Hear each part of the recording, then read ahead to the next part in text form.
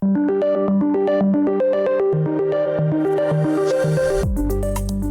is the Brave New Coin Crypto Conversation, hosted by Andy Pickering.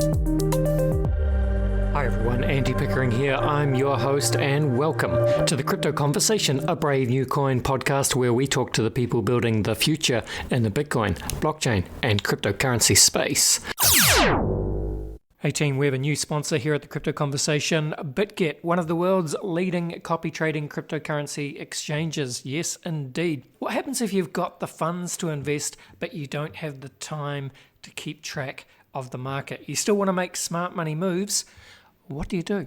Well, copy trading is a popular choice for beginner traders. You can shorten your learning curve by uncovering tips and strategies from more experienced traders. Bitget's copy trading platform has over 80,000 elite traders to choose from and 380,000 followers just like yourself who are already using the Bitget copy trading platform as a potential passive income stream. All it takes is one click. You can subscribe to an elite, profitable strategist, set your limits, automate your orders, and monitor their trades. But of course, copy trading isn't without some risks, so do make sure you learn all about that. To help you do that, I've got some links in the show notes below. One link will take you through to the Bitget sign up page, give you a VIP discount, and there's another link that'll take you to a YouTube video that explains some of the risks, and another link will take you through to a page on the Bitget website with all the ins and outs of copy trading. So learn all about it for yourself thanks to Bitget. And now it is on with the show. And my guest today is Gracy Chen. Gracy is the managing director at Bitget, which is one of the largest crypto trading platforms in the crypto space. Welcome to the show, Gracy. Hi, thank you for having me. It is a pleasure, Gracie. So yeah, very interested to learn all about Bitget today. And of course, talk a little bit about copy trading and the advantages that can give to people. Let's do what we do at the beginning of the show, Gracie. It'd be great if you could please introduce yourself. Love to hear just a little bit about your personal story and what you've been doing in the lead up to getting involved as managing director at Bitget. Sure. Yeah. Well, so I actually studied applied mathematics back in university, but after graduation, I did pretty much everything related to marketing journalism, then in finance and in technology. So formerly, I was a TV anchor and producer at the technology and finance channel, Phoenix TV. That's one of the largest Asia's media conglomerates. So that's also around the same time when some of my friends who introduced me to the space. And those friends, they are pretty famous right now. So for example, He Yi, the co-founder and CMO, like the previous CMO, but like basically co-founder of Binance, she was a great friend. She was actually my bridesmaid back in the years. And also Tim Draper, who I studied from when I was in his Draper University based in Silicon Valley. So Yes. there are good people introduced me to the space. And I started to invest in cryptocurrencies in 2014-15. I just bought, like not in big amounts, some major coins such as BTC, ETH, and XRP.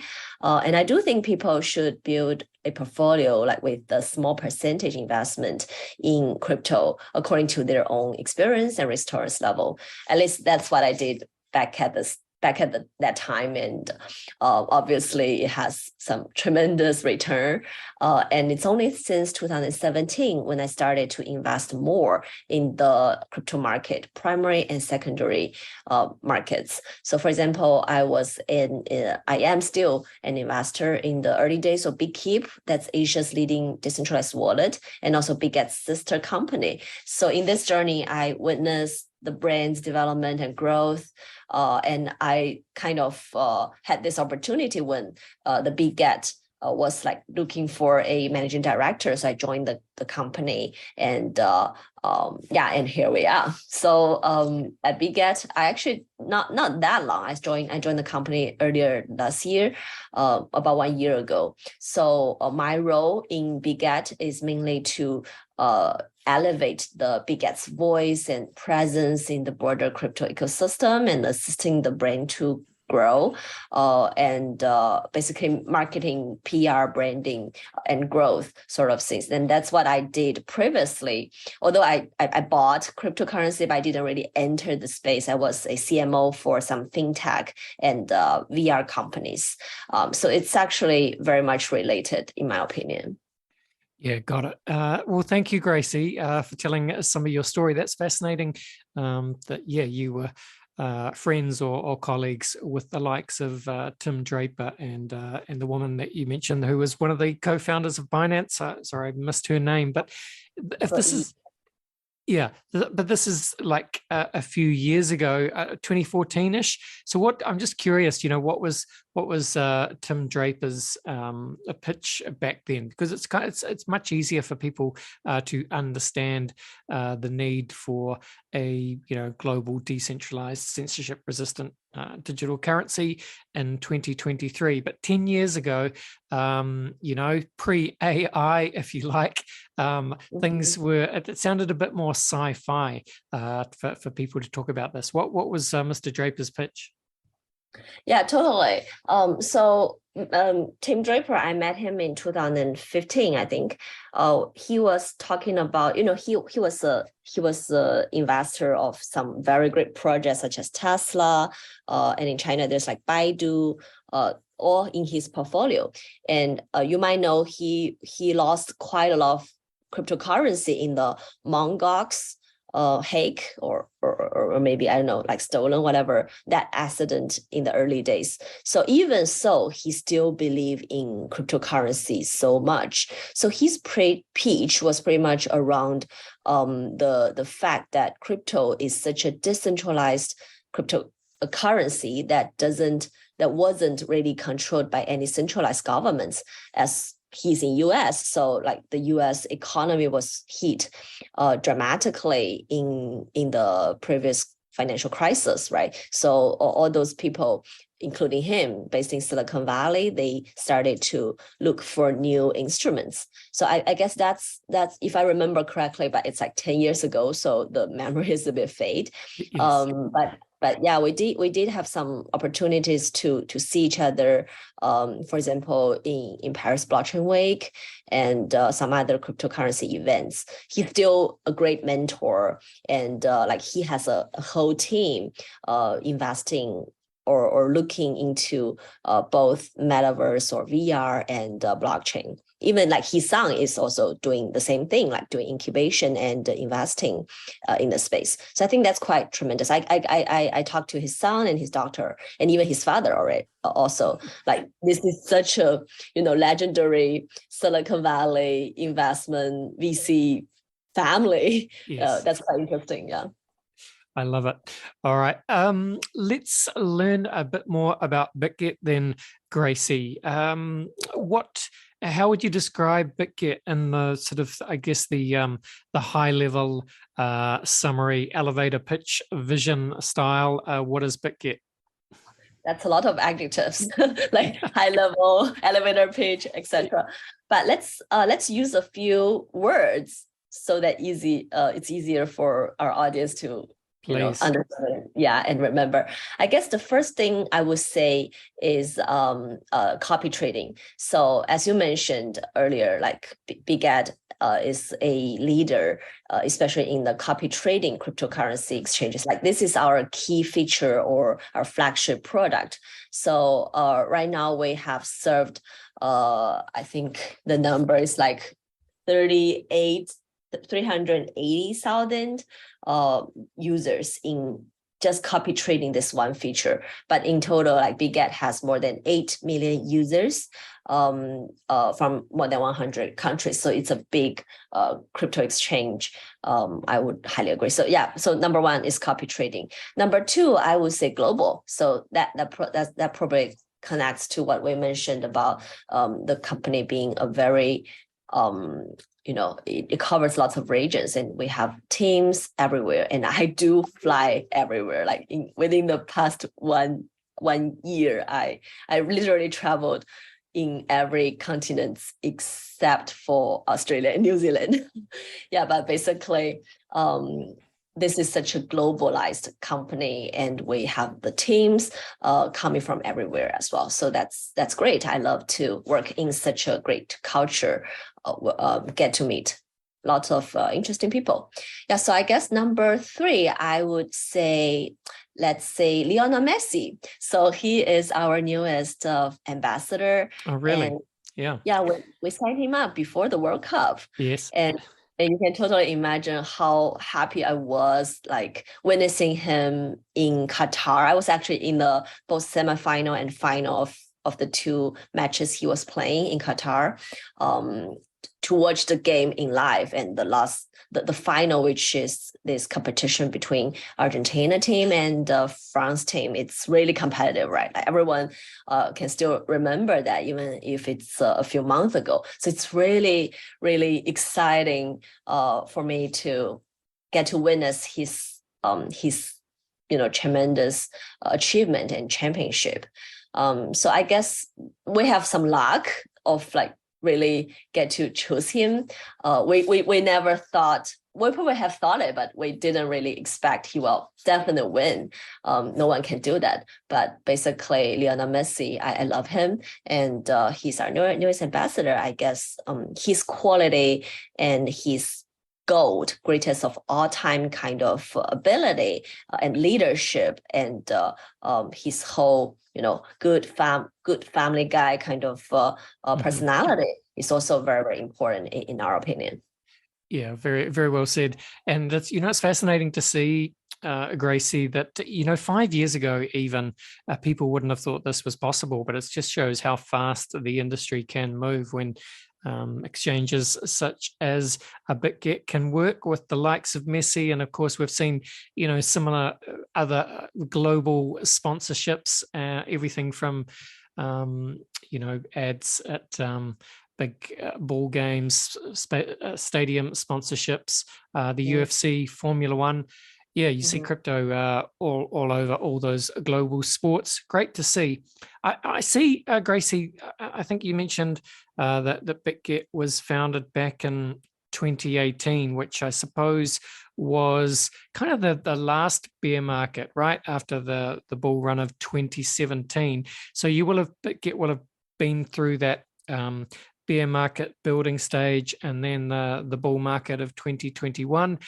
Back down to the bear market that we may or may not be just coming out of at the moment. But what's fascinating is, Gracie, anyone that works in crypto, whether you're in crypto media, podcasts, publishing, or on the exchange side, or social media, podcasting, influencers, but it's the same story. During the good times, the bull markets, you see things. They tick up, for everything from website visits to podcast downloads to exchange signups. Of course, they go exponential, and then the reverse happens during the bear market. So I guess if that's the context, I'm just interested in what you guys are noticing at the moment in terms of your user base. Is there a slow uptick in new interest, or people getting back on and starting to put on new trades? What's happening at the moment, do you think? That's a great question. I do think, like right now, actually, I'm in Hong Kong, because the Hong Kong government supports crypto much more in this time, and they have very well-framed regulation around and compliance around cryptocurrency exchanges operation. And we kind of long Hong Kong and long crypto. We do think Hong Kong plays a very important role in becoming Asia's Web3 hub. So that's probably something like this, geographically, that there are some opportunities for cryptocurrency exchanges and Web3 projects, also called the builders, in the space. So I think that's one trend we're observing, but this highly relates to the regional policies and regulations. I guess it's also like number 2, I would say there are certain countries that have much more tightening kind of policies. For example, US, SEC, CFTC, you might have read all those news that some organizations are or institutions are pursuing, especially the biggest exchanges, Yes. making the life very, very hard. But I do think this might continue for a while, especially after FTX collapse. It has tremendous hit on certain regions. So that's a very interesting dynamic we're observing here. Like certain regions like Hong Kong, they are opening up, they are becoming more and more friendly. And some other regions like maybe I'll just name US or maybe Singapore, like Singapore's Temasek Holding, which is the national holding, they lost tremendously in the FTX investment as well. It's like 2.85 billion USD.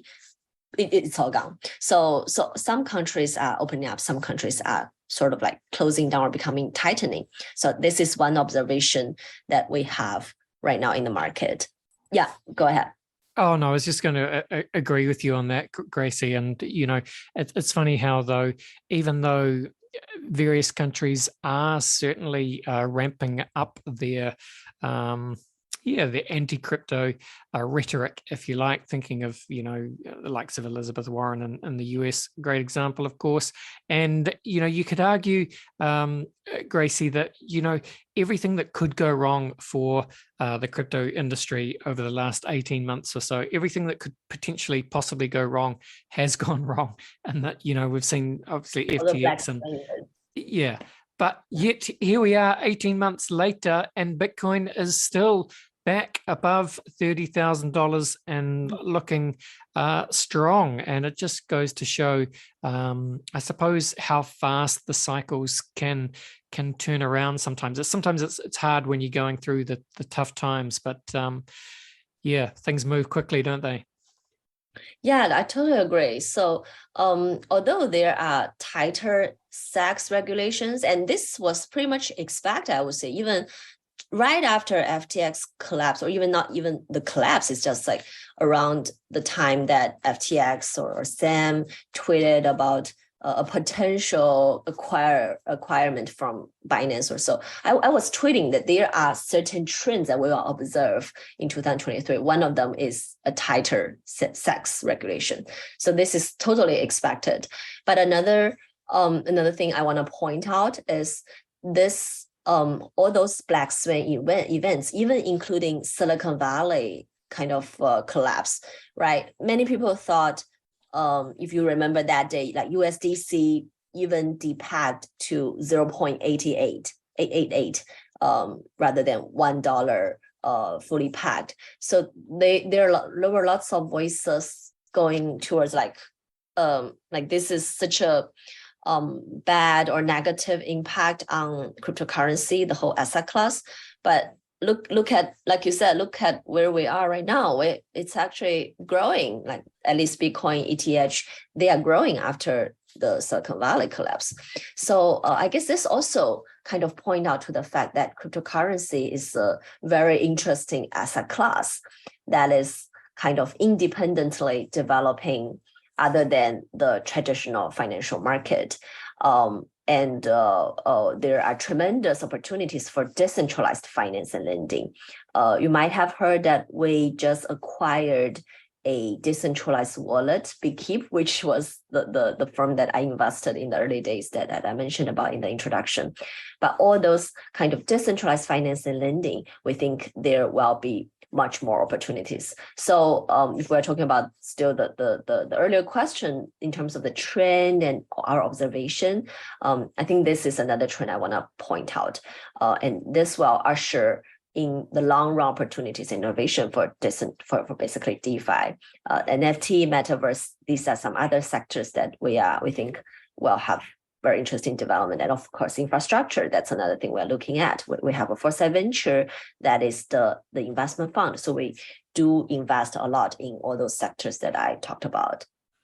Yeah, fantastic. Thank you, Gracie. Look, I want to bring it back to Bitget, and I want to get to copy trading. But just talking about your thoughts on you mentioned the metaverse and the investments you guys are doing there, the acquisition of this wallet and the potential in the DeFi space.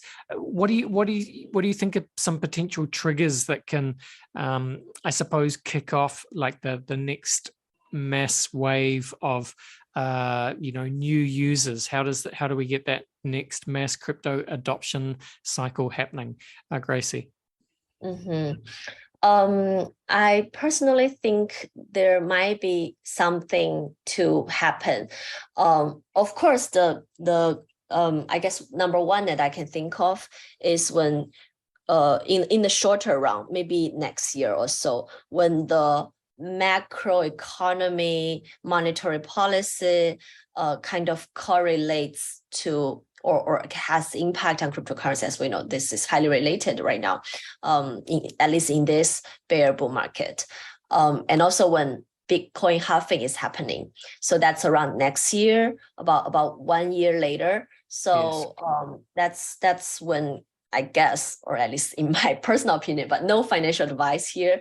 I personally think that's when crypto, or at least Bitcoin, might hit 100K USD. And that's why I'm also doing some dollar cost averaging investment right now in the asset class. But basically, when Bitcoin goes up, there are more people interested in the space and coming to the space.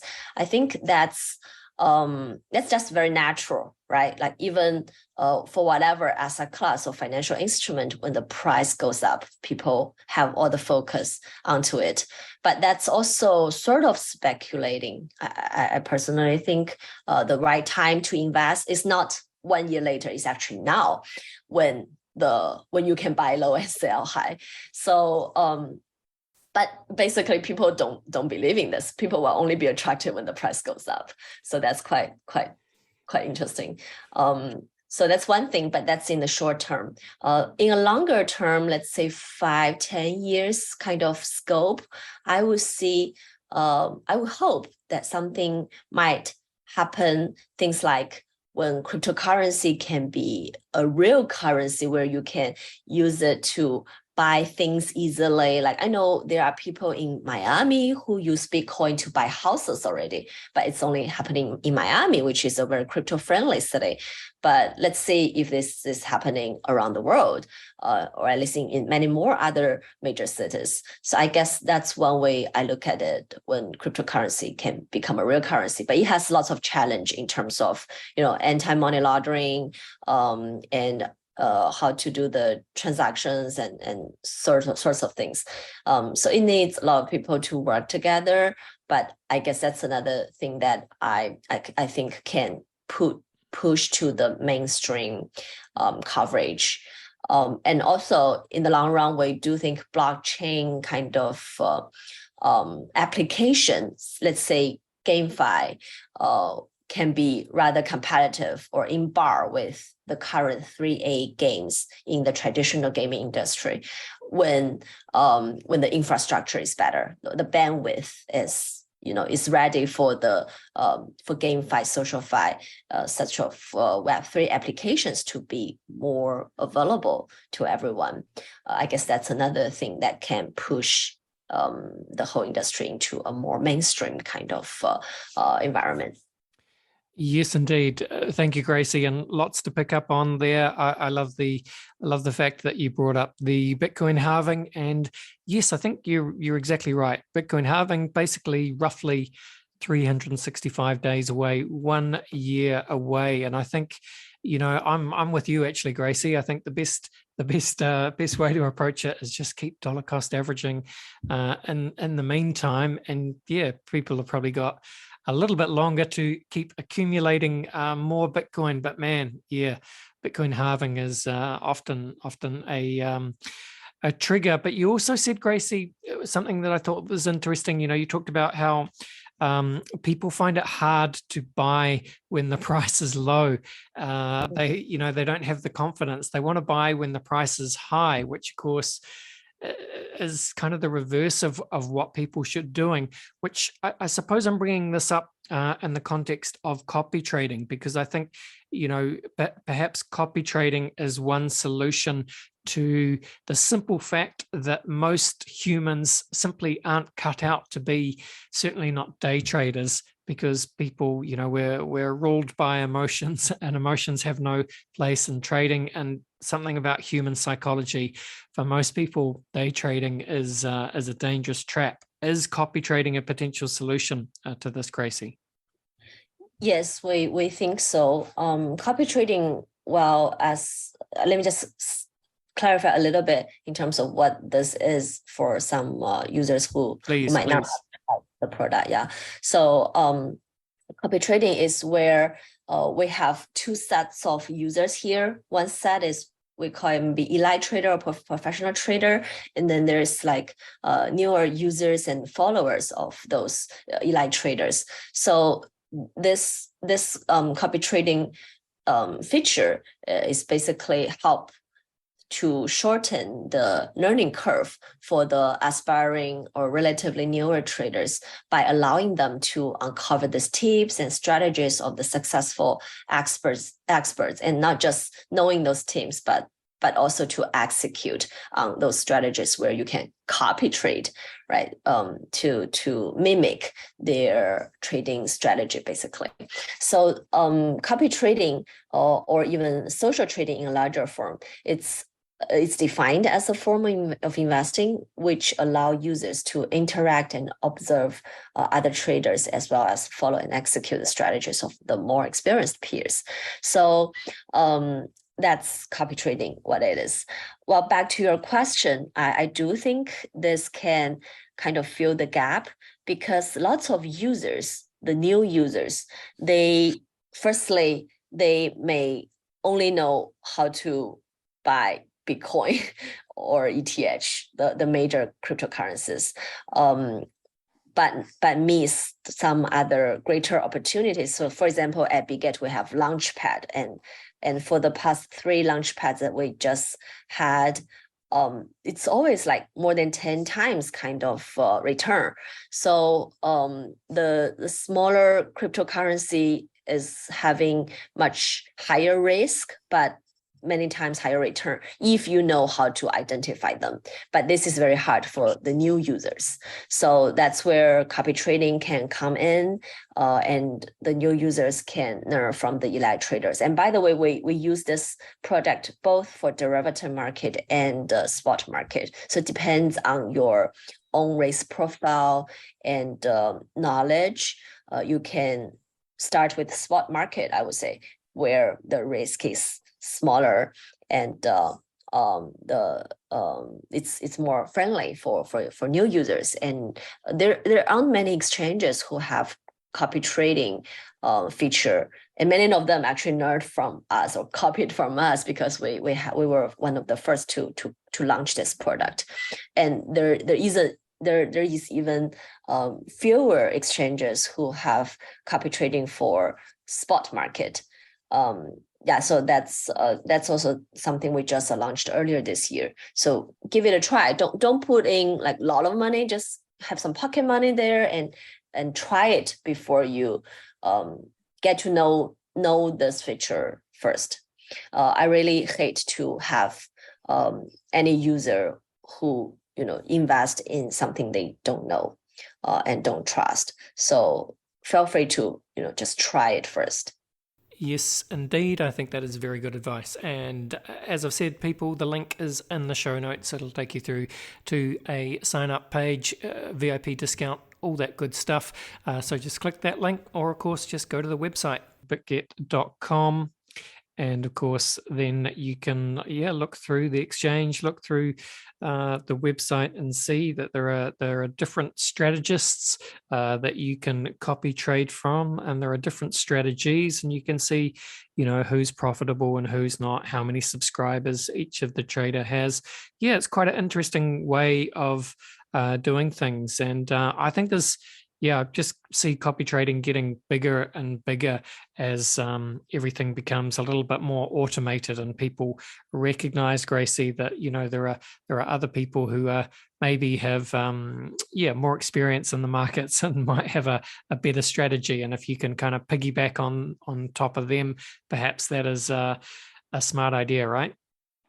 Yes, I totally agree. But also do your own research. I would hope that users or traders can get to know the space first, rather than just think of it as a speculating asset class. I myself is a very research-driven kind of investor.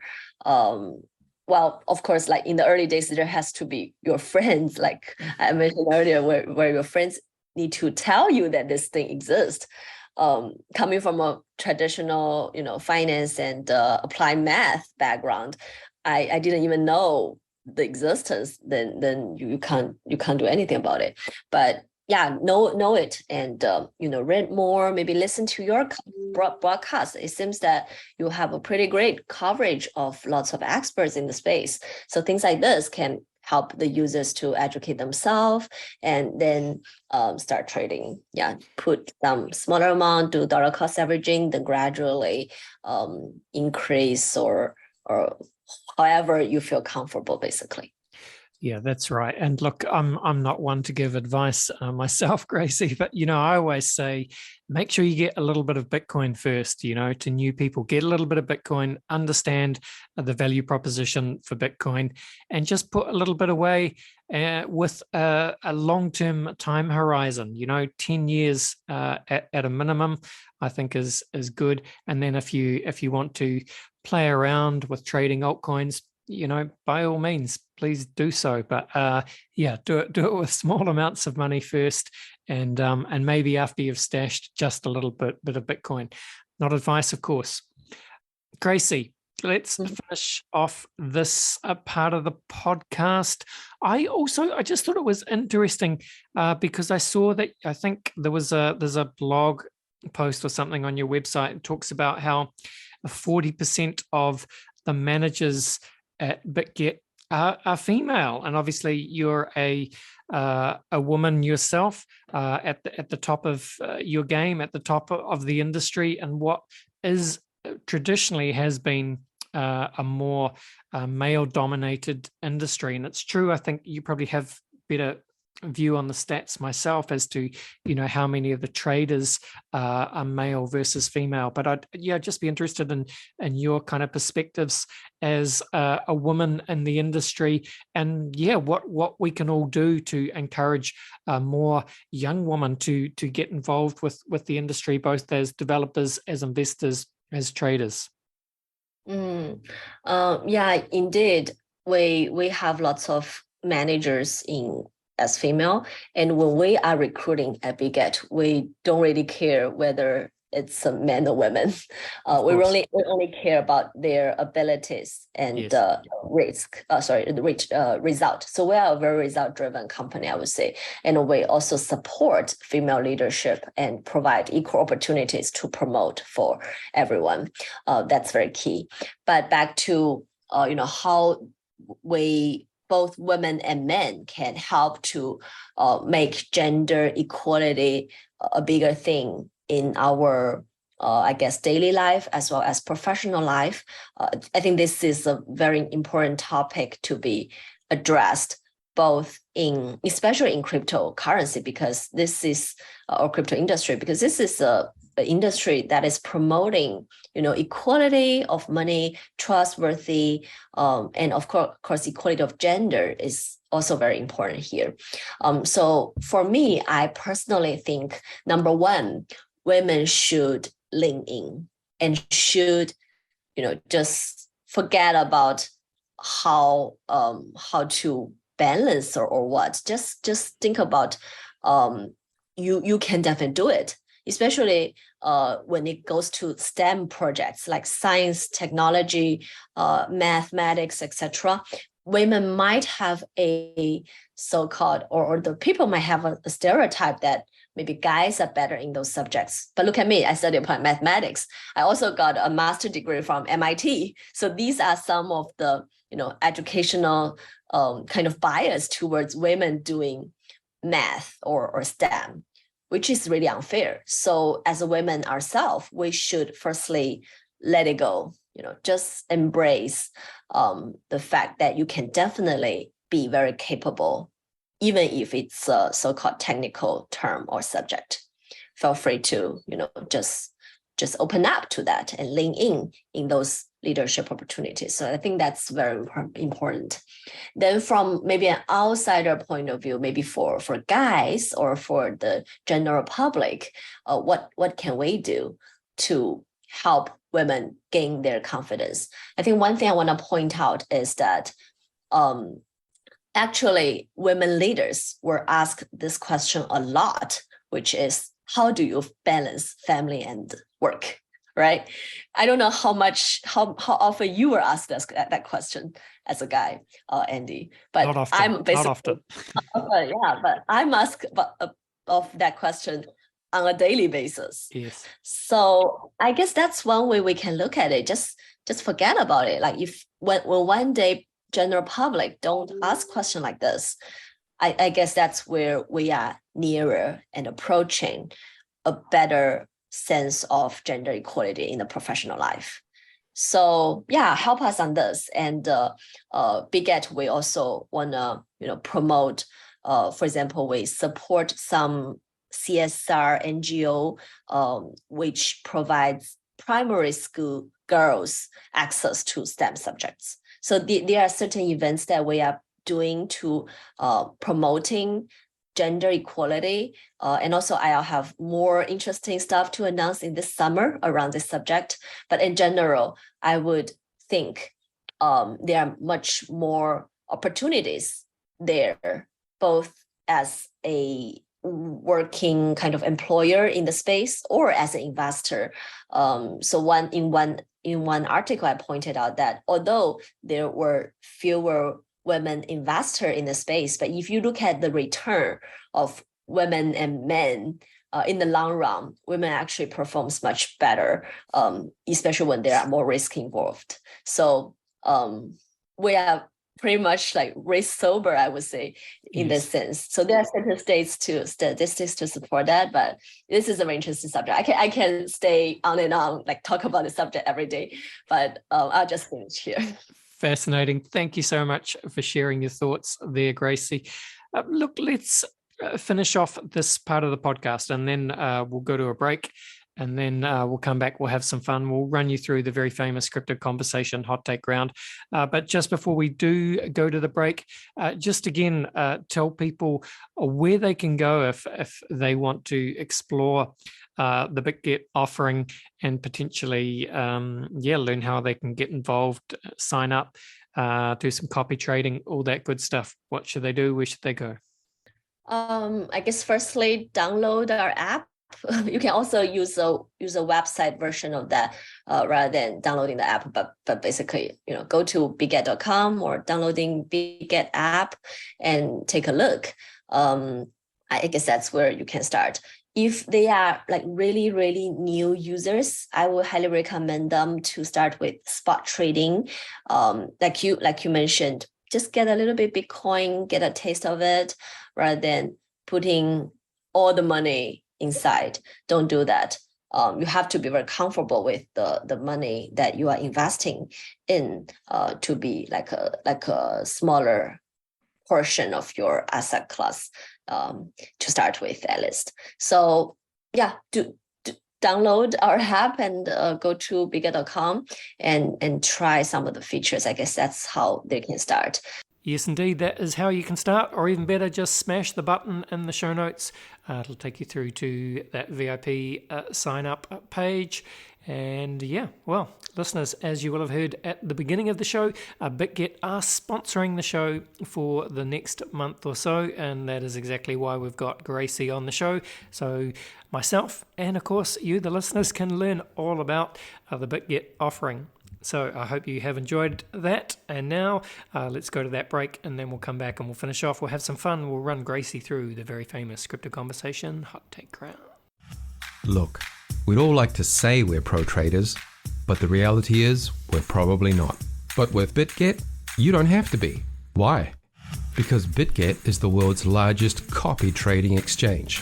Instead of you muddling through it on your own, feel confident. Bitget allows you to automatically copy trade from over 80,000 elite traders with 24/7 support on our secure copy trading platform. Start following expert traders on Bitget.com Check for details in the show notes and join Bitget today. All right, we are back. And as you will have heard, I'm with Gracy Chen, I'm Managing Director at Bitget, who, of course, are the new sponsor here at the Crypto Conversation for the next month or so. Fantastic to see. Gracie, you may or may not know, but I like to finish each podcast with a quick round of rapid fire Crypto Conversation hot takes. Are you up for it? Oh, yeah, let's give it a shot. Let's give it a shot, Gracie. I'm just going to run some questions at you. Just a bit of fun. No right or wrong way to do it. I just want you to give, honest answers, kind of hot take style. Question 1 for you, Gracie. Where would you say that you sit on the Bitcoin maximalist to multi-chain opportunist spectrum? Sorry, what's my what? Where do you sit on the Bitcoin maximalist to multi-chain spectrum? Yeah, I think they will coexist because Bitcoin is where the whole industry started. And until today, we don't know who Satoshi Nakamoto is, or even it's a person or institution or a group of people, whatever. But the fact that this is so decentralized and anonymous, well, also mean, personally, I think it will exist for a long time. And then all those other mainnets or layer 1, layer 2 kind of chains will also be very, very important, especially in terms of building or being the infrastructure for the Web3 applications to run on. So I guess that's why I think they will coexist. Because it's just like gold and oil, let's put it this way. Gold and oil in the traditional space, it will be there forever. Exactly, just different use cases. Very nicely said, Gracie. All right, next question. What would you say is your firmest conviction crypto opinion? I think crypto will be more and more mainstream. And I think 10 years later, it can be a real crypto or a real currency, like I mentioned, where you can use it to trade and buy things. All right. Well, talking about 10 years' time, Bill Gates famously said, Gracie, that we tend to overestimate what we can accomplish in 2 years and underestimate what we can accomplish in 10. So with that in mind, 10 years' time, whatever you like, Bitcoin, blockchain, Web3, Bitget, what does it look like in 10 years' time? I hope Bitcoin can reach 1 million. I don't know if that may be true or not, but yeah, I hope. I don't necessarily think, but because I just can't think about it in that way. ETH might still, or I don't know, ETH might be the biggest cryptocurrency rather than Bitcoin. That might happen as well. As we know, after the update. And by the way, today we are having the Shapella update, right? This is so exciting. Yes. It's scheduled on April 12th in UTC. But basically, indeed, this update will allow users to withdraw staked Ethereum. So in the short run, it's like some selling pressure on Ethereum, but in the long run, it's also conducive to increasing the staking rate and further prosperity of the ETH derivative. But basically, I think ETH might have great potential if it can improve gradually on the bandwidth and the whole user experience.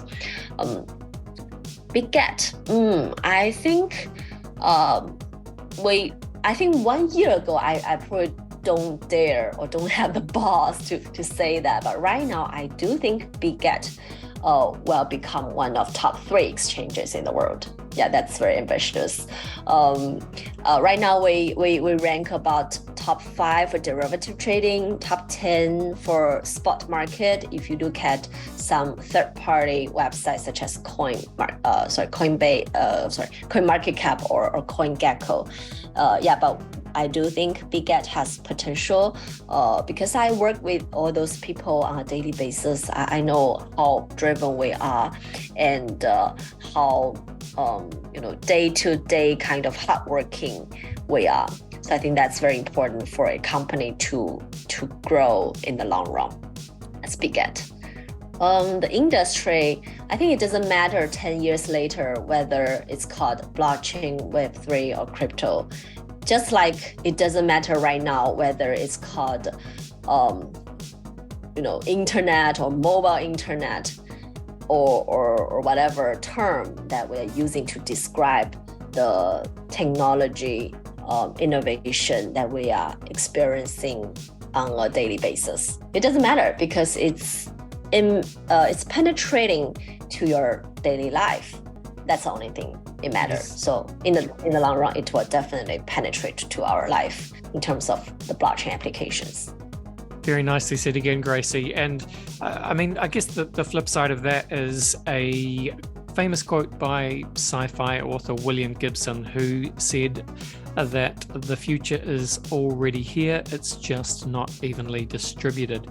With that in mind, Gracie, can you think of an example of the future being here right now, but most people aren't aware of it?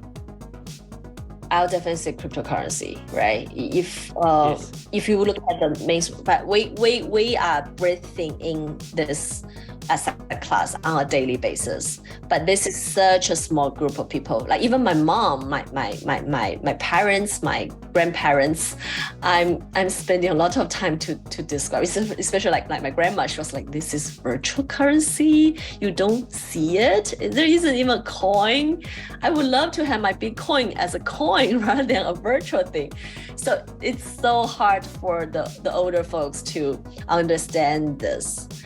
So if we look at people, and as if we include everyone on this earth, there are still so many people who don't even own a small little slice of cryptocurrency or a wallet or so. So this is something lots of people don't know and don't care right now. But I think they should, just like 10 years ago, they should start to understand what is the mobile application, to get a taste of using, maybe at that time I know there was a Google map already, but there are still lots of things not happening, but just to get a taste of it in the early days. Yes, indeed. Thank you again, Gracie. All right, well, we'll just have to see, but I do like the sound of Bitcoin, $1 million, 10 years time. Makes sense. And it brings us to our final question, Gracie, which is, what is your favorite science fiction book, film, or TV show? I have a lot. I'm actually a very interested in things like that. So TV show or movie, I can think of TV show. I love Shark Tank. It's the VC startup pitching TV show in US. Movie, I like Player One, the VR metaverse movie. That's also where I actually worked in VR before, right? So I think that will happen in the future. Not right now, but we are gradually seeing things like that going towards that direction. So Ready Player One, that's the movie I would highly recommend people to watch if they haven't done so. Superficially, I also like Marvel's movies. It's like popcorn movies, but I do love them. Yeah, so these are some movies I can think of. In terms of book, I was my favorite book is *Sapiens*. So this is by Yuval Harari. Yes, it's a great book talking about human history and some future predictions. Yeah, no, that's a great book. *Sapiens* is fantastic, and he wrote a couple of other books that are more like futurism predictions as well, which are fascinating as well, actually. Shout out Ready Player One, fantastic movie. Just on the Marvel movies, don't you think they've gone a bit, they're just a bit bonkers now, Gracie? They pack too much into some of those movies. It's like sometimes you just want something a bit subtle. I guess that's not what a Marvel movie is. Yes, and imagine this Marvel movies are becoming a Marvel verse, right? Yes. So it's a universe of all the superheroes and events that happened. But I think Marvel movies are just like desserts where Candy. It's candy. boring. Yeah, it's candy. You still cannot help to taste it, although it's probably not very healthy or it doesn't drive you to think too much after watching the movie, but you just enjoy it and feel free. Yeah, just give yourself some delusion or candy once in a while. That's how I look at movies. Nothing wrong with that. Thank you so much for coming on the show, Gracie. It's been so much fun talking to you today. Really have enjoyed our conversation. Nothing else to say really, except again, please tell the listeners where they can go to get the Bitget app or learn more on the Bitget website. And if you've got a Twitter account yourself, Gracie, anything like that, shout it out. Yeah, sure. Yeah, my Twitter account is Gracy Bigot, GracyBitget. And our official global Twitter account for the company is called Bigot Global. So feel free to subscribe, follow us on these two accounts. I'm also present on LinkedIn, on Instagram, but I don't use those social platforms as much as Twitter. Twitter is my main stage. Then Bitget.com, and we also have something called Bitget Academy.